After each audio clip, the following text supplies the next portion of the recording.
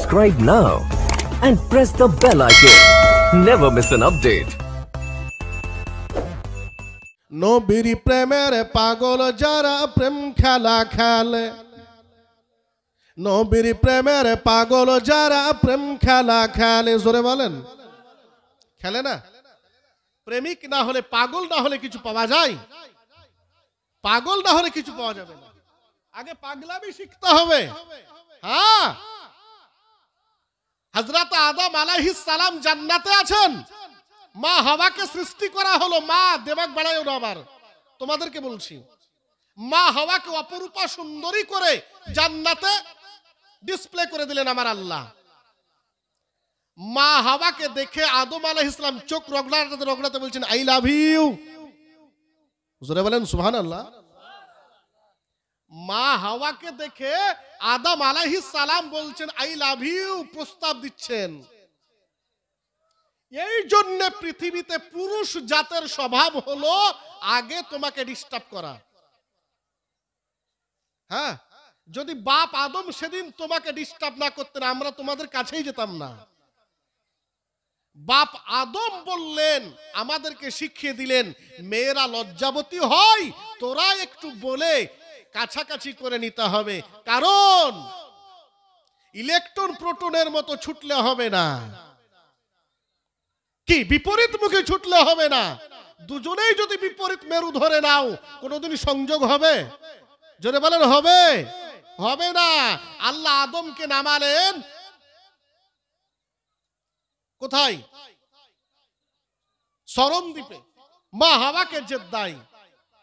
দুজন দুই দিকে চলছেন, ইলেকট্রন প্রোটনের মতো বিপরীত মুখে, একজন উত্তর একজন দক্ষিণে। উভয়কে আল্লাহ অলক্ষ্য থেকে নিয়ন্ত্রণ করে আরাফাতের ময়দানে পিঠে পিঠে ধাক্কা খাওয়াচ্ছেন। একটু জোরে কইবেন না সুবহানাল্লাহ? আর একটু জোরে বলেন।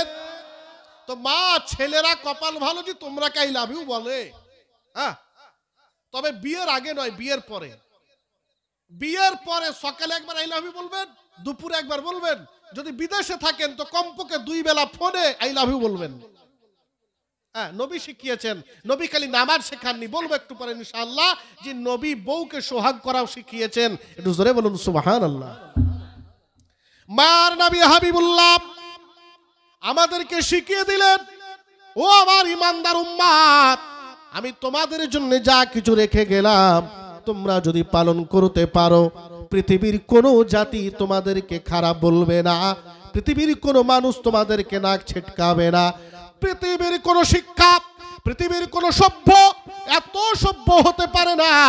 এই জায়গাতে সে বিজ্ঞানী আলবার্ট আইনস্টাইন বলেছেন, এই পৃথিবীকে মুহাম্মদ যত সভ্য বানিয়েছে, ইতিপূর্বে কোন মানুষের দ্বারা এত সুন্দর বানানো কখনোই সম্ভব হয় নাই। এই দিক থেকে মুহাম্মদকে আমি রেসপেক্ট করি যে তিনি একজন সভ্য মডার্ন মানুষ ছিলেন। একটু জোরে কি বলা যাবে না? আমাদের ভারতের বলা হয় মহাত্মা গান্ধীকে জাতির জনক। মহাত্মা গান্ধী বললেন, যদি মুহাম্মদুর রাসূলুল্লাহ না আসতেন, এই পৃথিবীর মানুষগুলো মানুষ হওয়া কাকে বলে বুঝতে পারতো না। আমার মহাত্মা গান্ধী নয়, আমার ভারতবর্ষের স্বামী বিবেকানন্দ নয়, আপনি গৌতম বুদ্ধ, জরাথুস্ট্র, গুরু নানক, শ্রী চৈতন্য মহাবীর জৈন প্রত্যেকেই বলে গেলেন মুহাম্মদের বড় দরকার ছিল। মুহাম্মদ যদি এই পৃথিবীতে না আসতেন, মানুষ তুমি তোমার মূল্য বোধ সম্পর্কে সজাগ হতে না।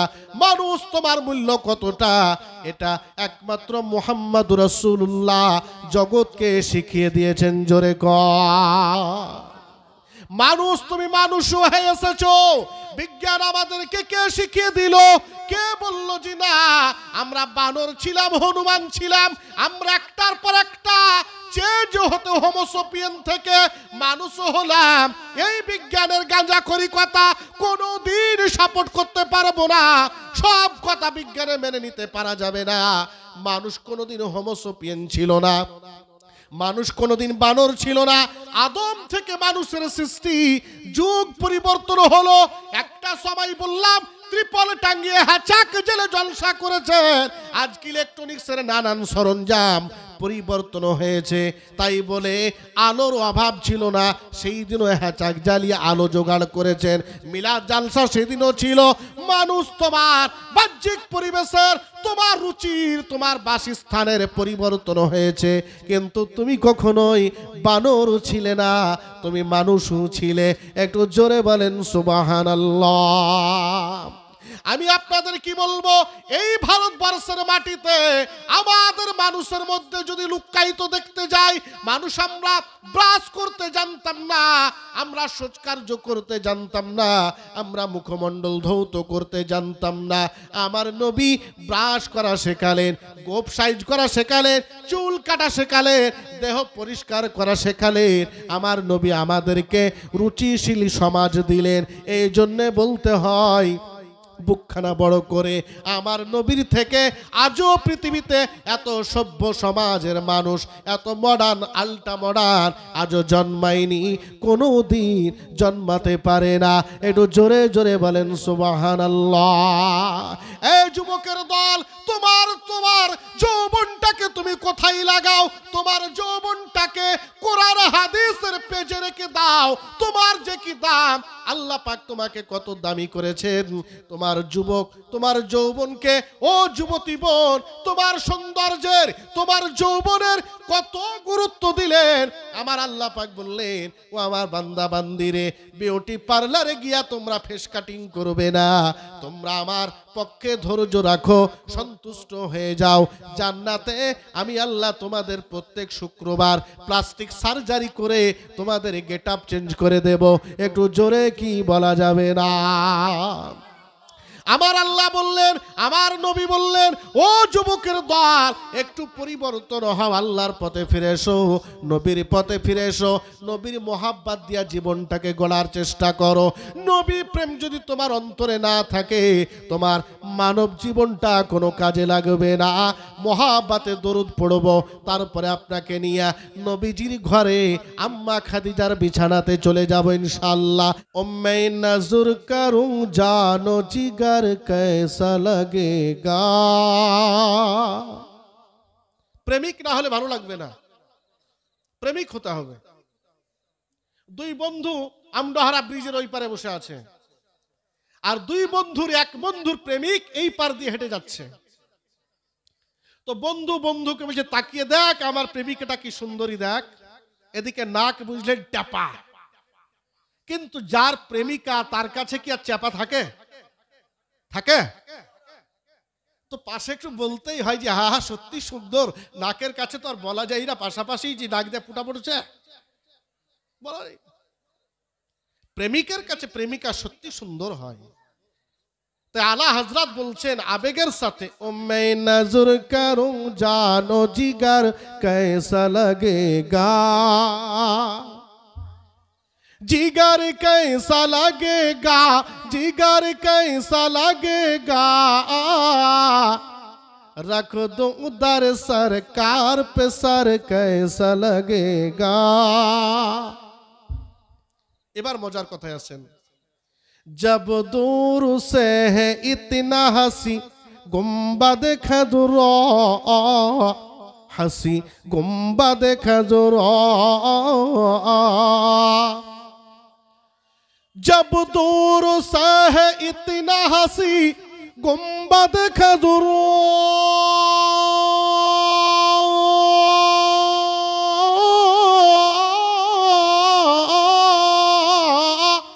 हंसी गुम्बद खजुरा, हंसी गुम्बद खजुरा, इस पार है ऐसा तो उधर कैसा लगेगा। প্রেমিক বলছে, আরে ব্রিজের ওই পার থেকে দেখাতে এত সুন্দরী লাগছে, এই পার থেকে দেখলে তো তোর চোখের পলক পড়তো না। দূর থেকে যদি এত সুন্দরী লাগে তো কাছে না জানি কত সুন্দরী লাগতো। আমার আলা হযরত বলছেন, এখান থেকে নবীর গম্বুজ যদি এত সুন্দর লাগে তো কাছে গেলে না জানি কত সুন্দর লাগবে। জোরসে বলো না ভাই, তাড়াপকে সুবহানাল্লাহ। শেষ লাইন, आ जाए दारे मुक़द्दर से शहदी जो मेरे घर, शहदी जो मेरे घर। आ जाए दारे मुक़द्दर से शहदी जो मेरे घर,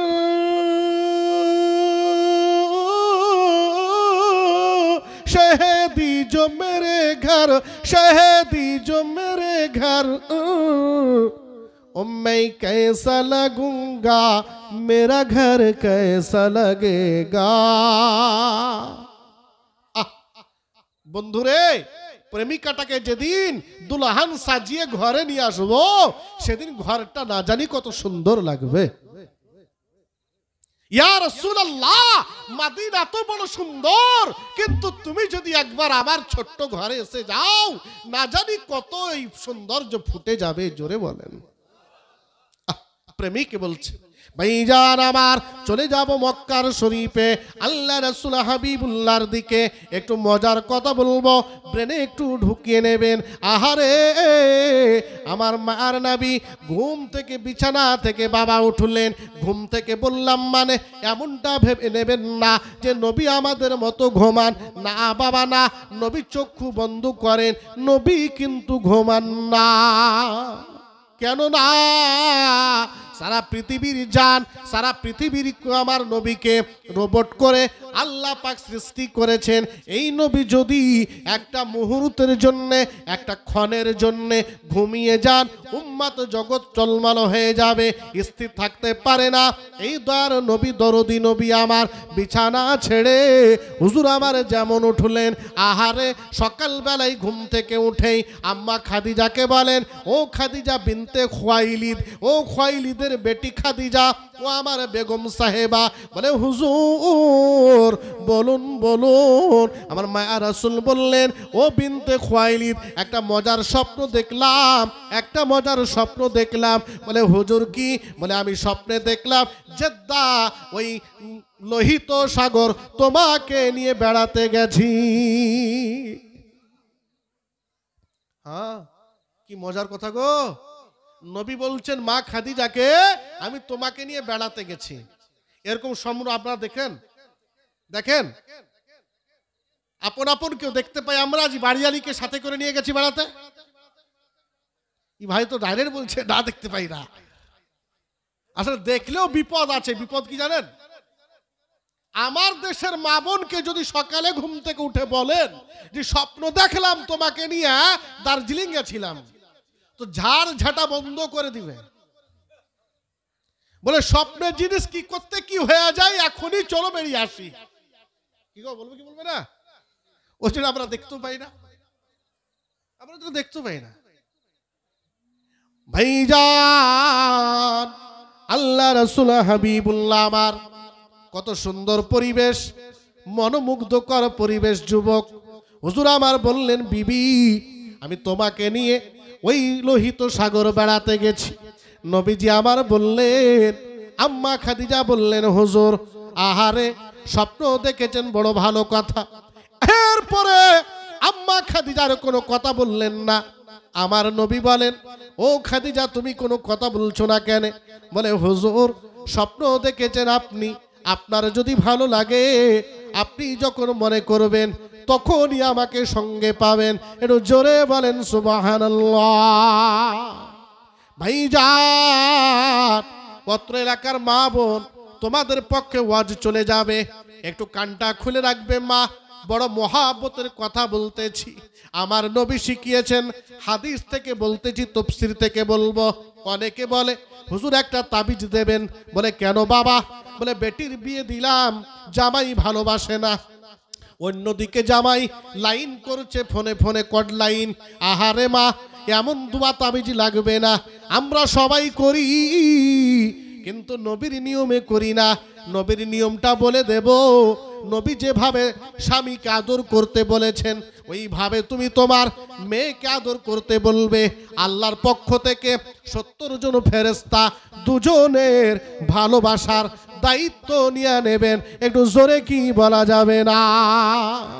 শুধু তাই বা কেন, অনেক ভাই এসে আমাদের বলেন হুজুর পেশাব করি, পেশাব থেকে ওঠার পরে মনে হয় আরো 2-1 ফোঁটা পড়ে যাচ্ছে, হুজুর কি করব ব্যবস্থা নামাজের একটু বলে দেব। নবী আমার বলে দিয়েছেন, কোন যুবক কোন বৃদ্ধ বাবা আমাদেরকে বলেন হুজুর যৌবন শেষ হয়ে গেছে, বড় হক আদায় করতে পারি না, ডাক্তারের দরবারে দৌড়াতে হবে না, যুবক আমি নবীর হাদিস বলে দেব, পালন করবে, সবাই করি, কোনো ব্যথা লাগবে না, করবে, তোমাকে বেশি কিছু করতে হবে না, যেই নিয়মে নবী বলেছেন ওই নিয়মে চলবে। 92 বছরের সাহাবী নবীর কাছে গিয়ে বলেছিলেন, সমাধান পেলেন, 4টে বোর হক আদায় করতে পারতেন, একটু জোরে কি বলা যাবে না? হাদিস থেকে আপনাদের একটা একটা করে বলে দেব। মহাব্বতের সাথে আম্মা খাদিজাতুল কুবরাকে নিয়ে নবী আমার টুকটুক করে বাবা বেরিয়ে পড়লেন। ও খাদিজা, চলো বিবি, চলো চলো দুজনে ভ্রমণ করে আসি, একটু বেড়ায় আসি। দুইজন বেরিয়ে পড়লেন। আহারে কত মনোমুগ্ধকর পরিবেশ, যাত্রাটা কত সুন্দর, পথটা কত সুন্দর হয়ে গেল। যেই পথের যাত্রী পৃথিবীর সৃষ্টি জগতের শ্রেষ্ঠ যিনি, আহারে শুধু তাই না, এই জগতে সর্বপ্রথম মহিলাদের মধ্যে ভাগ্যবতী আম্মা খাদিজাতুল কুবরা। ওই পথে যখন বাবা বেরিয়ে পড়লে টুক টুক করে একেবারে লোহিত সাগর, বাবা একটু মনের কথা বলছি, লোহিত সাগরে গেলেন, জিজ্ঞেস করলেন আম্মা খাদিজাকে, খাদিজা চলো চলো সাগরের তীরে তীরে একটু বেরিয়ে আসি, 2 পা চলে আসি। হুজুর আমার খাদিজাকে নিয়ে টুক করে বেড়াতে গেলেন। আজকে বিমানবন্দর থেকে আনুমানিক 1.5-2 কিলোমিটার মতো আপনি হেঁটে যাবেন, তীরের ওপরে গিয়ে দেখবেন একটা বড় পাথর আজও পর্যন্ত পড়ে আছে। হুজুর ওই পাথরের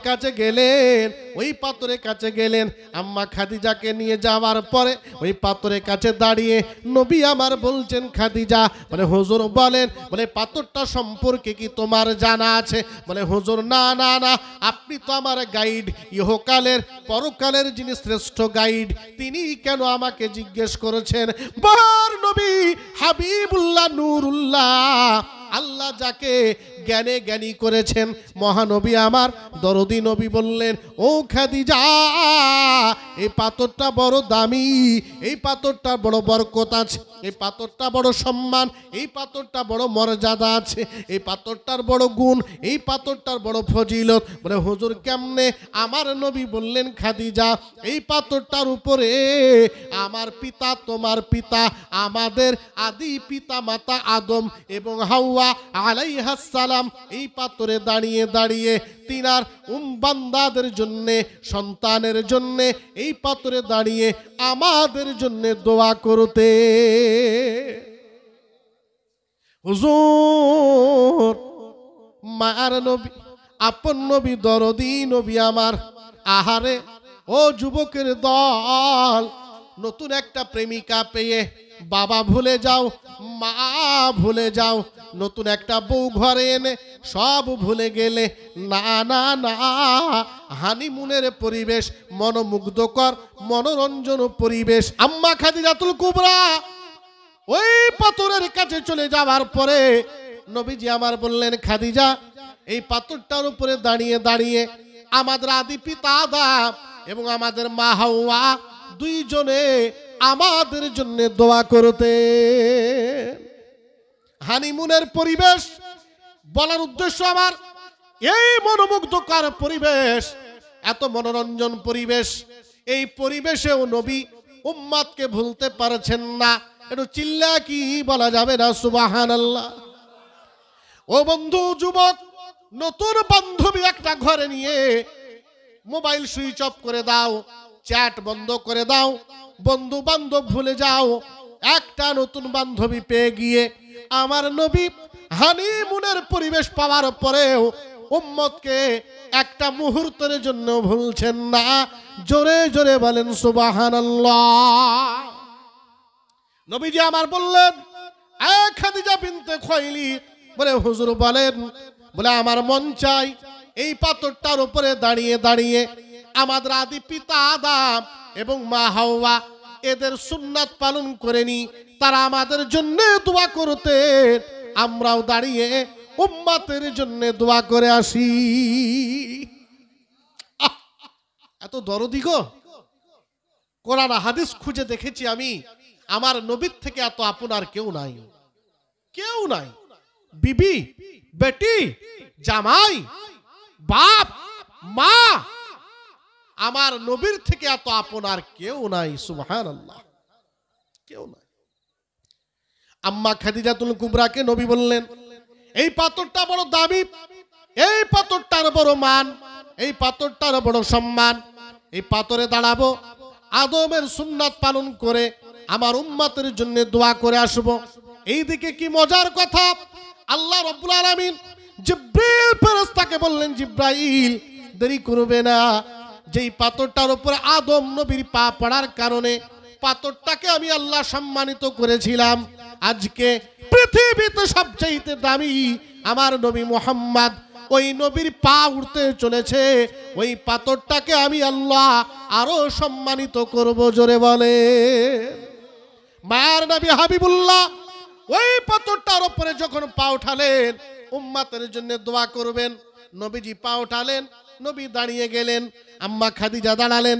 আল্লাহ বলছেন, জিব্রাইল তাড়াতাড়ি চলে যাও, আমার হাবিবকে বলে দাও, ইয়াখরুজু মিন হুমাল লুলু ওয়াল মারজান ফাবি আইগি আলা রাব্বিকুমা তুকাযিবান। একটু জোরে বলেন, মারওয়াজাল বাহরাইনি ইয়ালতাকিয়ান।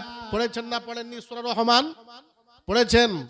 আল্লাহ পাক বলছেন হাবিবকে, এই জিবরিল আমার নবীকে বলে দাও, মারওয়াজাল বাহরাইনি, দুইটা সমুদ্র প্রবাহিত, মারজাল বাহরাইন, এই লোহিত সাগর, এদিকের জল এদিকে যাবে না, ওদিকের জল এদিকে আসবে না, দুইটা সাগর একই সঙ্গে প্রবাহমান, ডান তীরের পানি মিষ্টি, বাম তীরের পানি নোনতা, এক অপরের সঙ্গে মিশে চলে, কিন্তু কেউ কারোর সঙ্গে টক্কর দেবে না।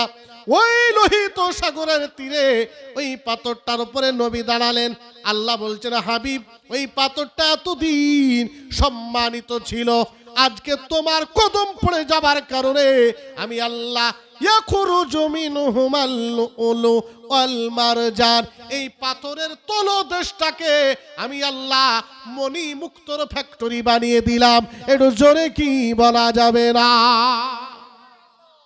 আল্লাহ পাক আমার দয়ার নবী হাবিবুল্লাহর পদধূলির কারণে গোটা মক্কা আরবের জমিনকে সোনার জমিনে পরিণত করেছেন, পেট্রোলিয়ামের খনিজ দ্রব্যের সামগ্রীতে ভরপুর করে দিলেন। নবীজি আমার ওই পাথরটার উপরে পা ওঠানোর কারণে ওই পাথরটার তলদেশটাকে আল্লাহ মণিমুক্ত দ্বারা, মণিমুক্তর কারখানা, ফ্যাক্টরি মণিমুক্ত দ্বারা ভরপুর করে দিলেন। নবী গো, আরাফাতের ময়দানে আদমের পা পড়ার কারণে আমি আরাফাতকে সম্মানিত করেছি, তুর পর্বতকে মুসা নবীর পা পড়ার কারণে আমি সম্মানিত করেছি।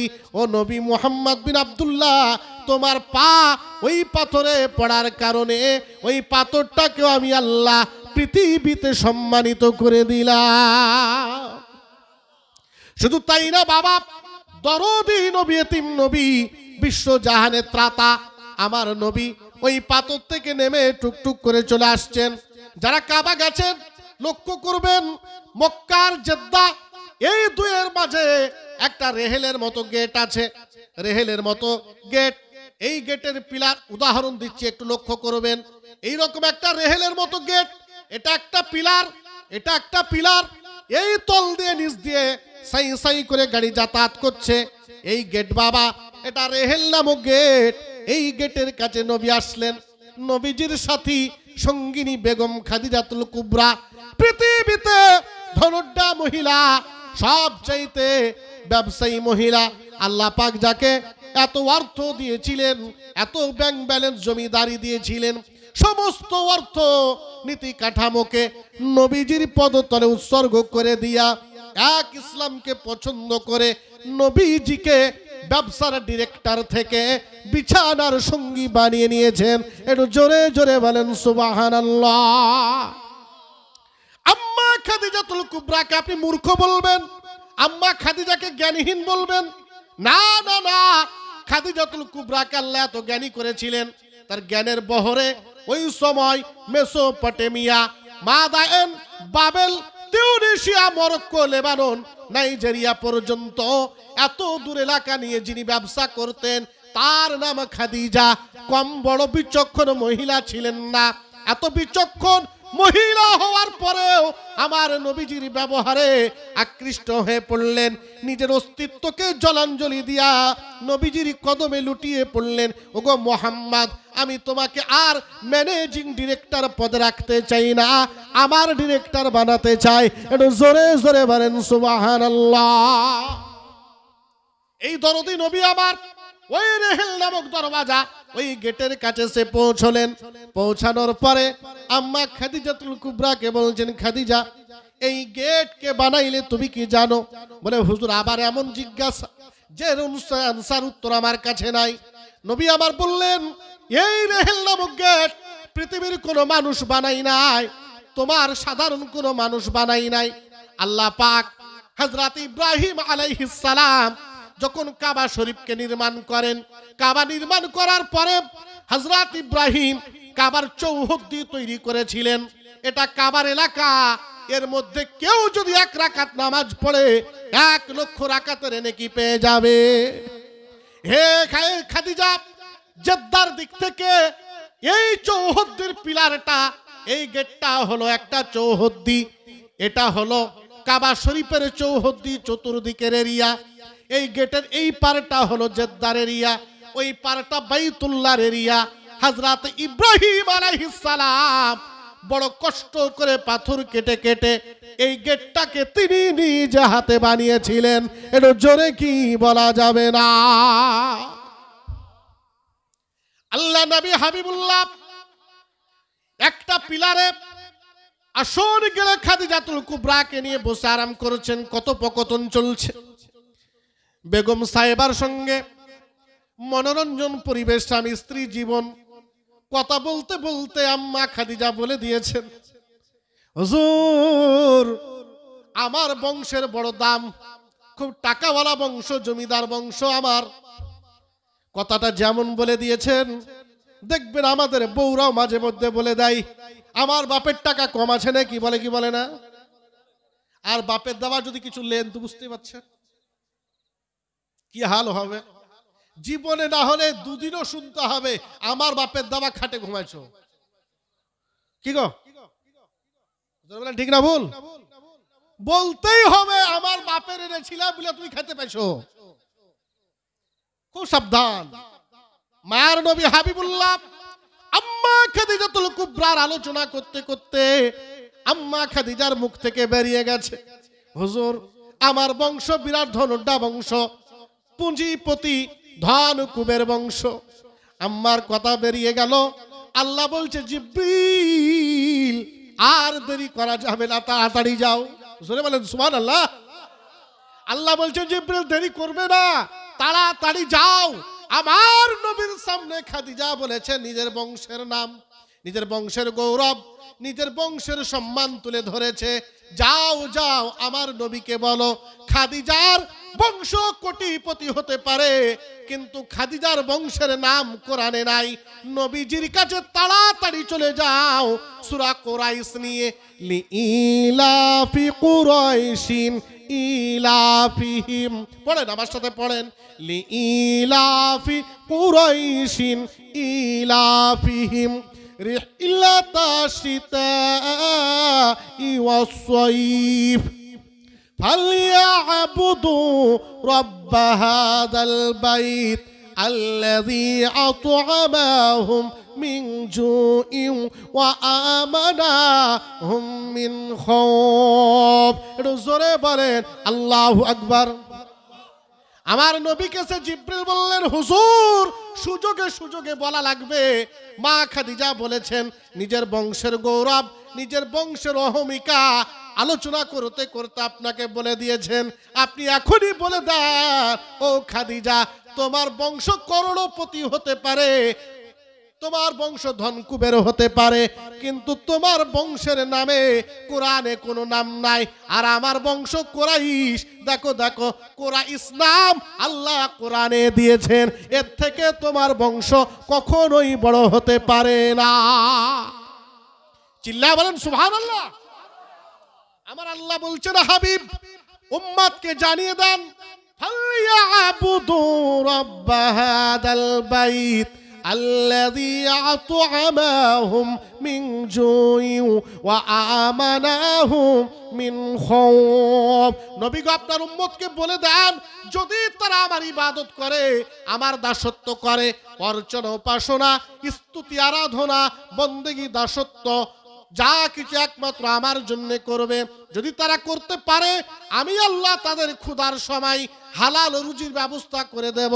এবং যত বড়ই বিপদে পড়ুক না কেন, সেটা আইলা লাইলা ফিলিপিন হুদু বুলবুল, সেটা ইন্দোনেশিয়ার সুনামি হতে পারে, যতই বিপদ আসুক না কেন, ও নবী আমি আল্লাহ পাক তাকে জেড প্লাস সিকিউরিটি দিয়া নিরাপত্তা দিয়া দেব।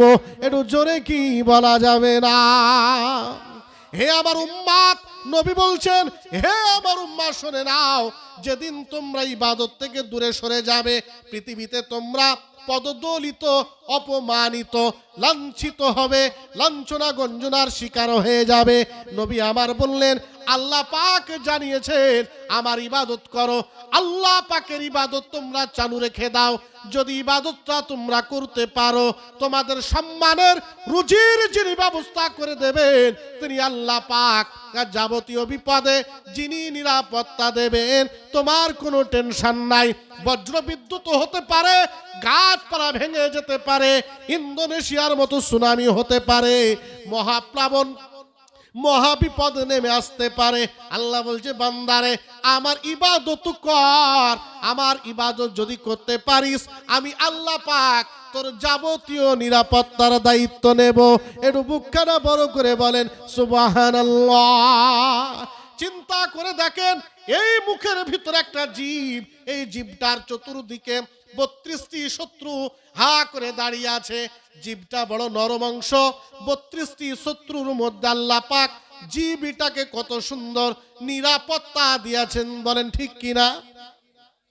এই জীবটা কত সুন্দর নিরাপদে আছে, চারিদিকে শত্রুতে ঘেরা, তার মাঝে একটা জীব কত নরমাংস, সুযোগ পেলে কুটুস করে কামড় দেয়, আর কামড়ার পরে মার দেওয়া, তরকারিতে ঝাল লাগে, বউকে গালি দেওয়া হয়। না বাবা না, এতগুলো শত্রুর মাঝে আল্লাহ জীবটাকে যখন নিরাপদে রেখে দেন, আহারে ওই আল্লাহ পাক সব বিপদে তার বান্দাকেও নিরাপত্তা দিতে পারেন, এটা কোনো সন্দেহ নাই, এটা মহাসত্য। মনের কোণে ব্যথা নিয়ে ডাকি বারবার, মনের কোণে ব্যথা নিয়ে ডাকি বারবার, দাও গো দেখা দরদি নবী, দূরেতে রেখো না। গভীর ব্যথা হৃদয় মাঝে বলবো কারে জানি না, মনের কোণে গভীর ব্যথা বলবো কারে জানি না।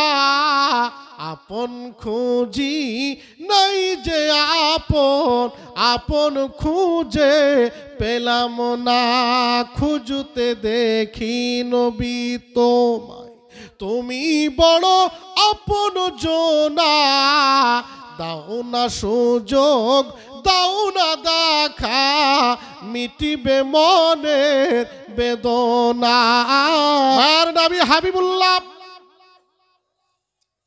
ওই গ্রেহেল নামক দরওয়াজার পিলারে দাঁড়িয়ে বড় আলোচনা করতে করতে নবী বলছেন, খাদিজা এই পিলারটি যদি তুমি মনে রাখো একটা কথা বলবো। বলে হুজুর বলেন। বলে এই পিলারটা আমাদের নবী, পূর্বের নবী যাকে বলা হয় দ্বিতীয় পিতা। কুল বাল মিল্লাতা ইব্রাহিমা হানিফা ওয়া মা কানা মিনাল মুশরিকিন। যেই ইব্রাহিমের মিল্লাতের উপরে আল্লাহ আমাকে শামিল হতে বলেছেন, ইব্রাহিম আলাইহিস সালাম এই পিলারটা বানিয়েছেন, এই রেহেল নামক গেটটা বানালেন। এই গেটের বড় বরকত, এই গেটের বড় ফজিলত। নবীজি আমার ডান দিকের পিলারে বসলেন, সেখানে সূরা কুরাইশ নাজিল হয়ে গেল। মজার কথা যুবক, নবী বেড়াচ্ছেন বিবিকে সঙ্গে করে, আর কোরআনের অবতীর্ণ যেন সঙ্গী হয়ে গেছে। একটু জোরে কি বলা যাবে না? এই জন্য আমরা বুকখানা বড় করে বলি, নবী যেখানে কোরআন সেখানে, নবীর পিছনে পেছনে কোরআন যেতে ব্যস্ত হয়ে গেছে। নবী মক্কায় কোরআন মক্কায়, নবী মদিনায় কোরআন মদিনায়। নবী যে পথে কোরআন সে পথে, নবীজি যেখানে অবস্থান কোরআন সেখানে উপস্থিত। একটু জোরে জোরে বলেন সুবহানাল্লাহ।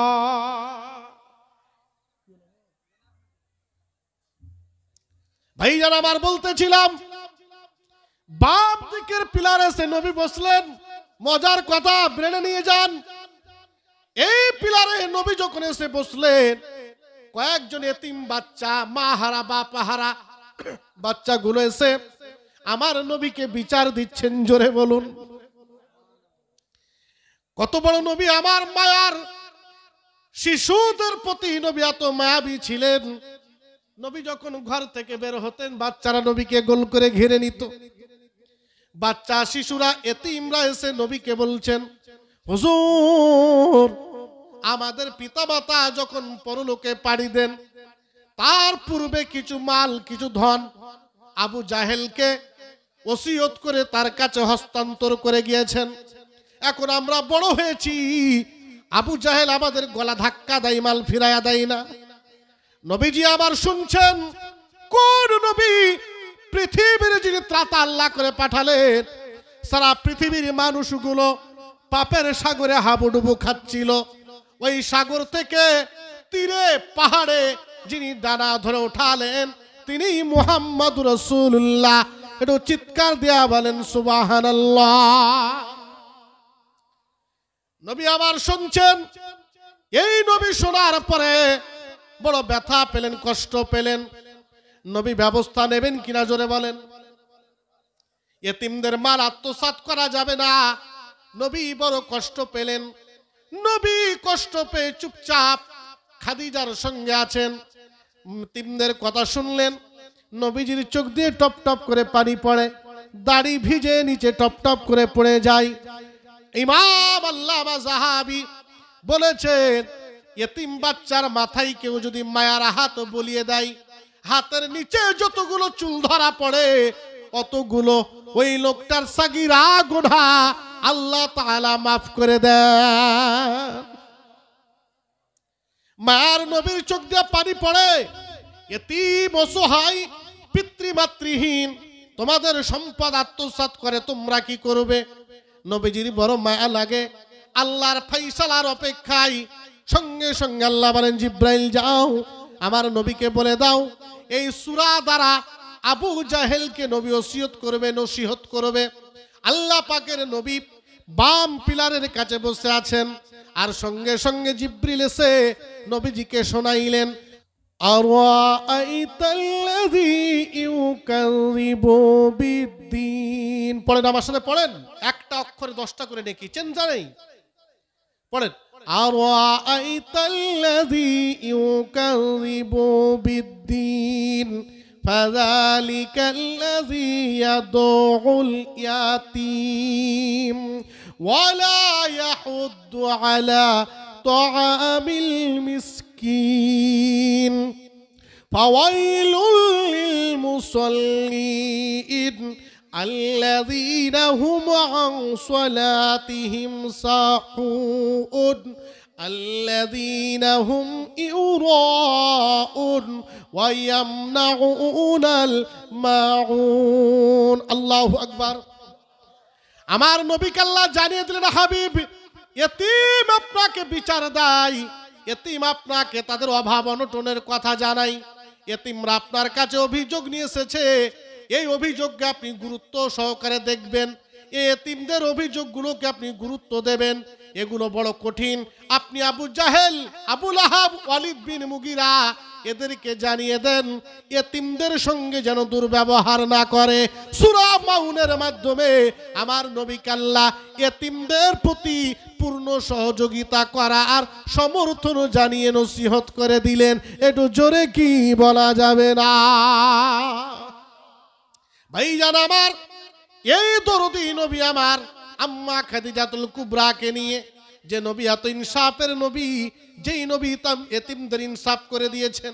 আজকে কিছু মানুষ বলে নবীর মধ্যে কিছু অভাব ছিল, নবীর মধ্যে কোনো জ্ঞানের অভাব ছিল না। আউযুবিল্লাহ। কত বড় নবী আমার, কান দিয়া শুনে রাখেন। 3 দিনের নবজাতক শিশু নবী ইনসাফ বিচার, বিচার কাকে বলে জগৎকে শিখিয়ে দিলেন।